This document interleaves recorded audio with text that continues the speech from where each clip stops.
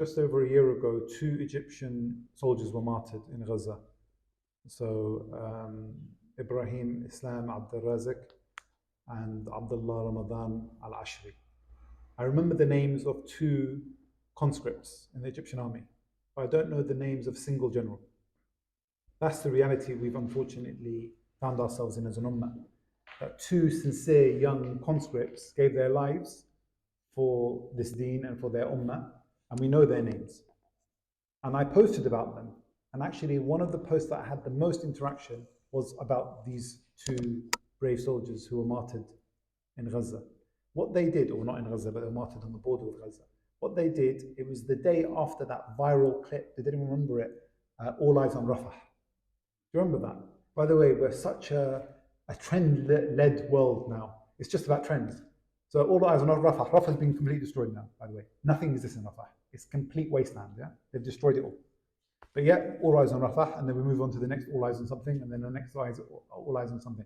But what that left me with is, imagine that those 2 soldiers, they did actually give their lives. So that's the reality of what our army is made up of. It's made up of many, many sincere people. But for them to act in any effective way, they need their commanding officer to act. But his commanding officer to act, he needs to act with his commanding officer. An army doesn't work by just 2, 3 people moving. An army moves when it works in coordination. So even when an army tries to overtake an enemy position, it needs air cover, it needs supplies, it needs intelligence, right? It's not just one soldier going to do an action. But what that shows you is where the sincerity of the ummah is.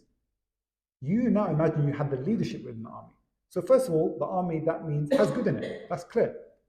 And in fact, Middle East Eye did an article early on in the genocide where they interviewed officers within the Egyptian army. Officers, I'm not saying conscripts here, officers.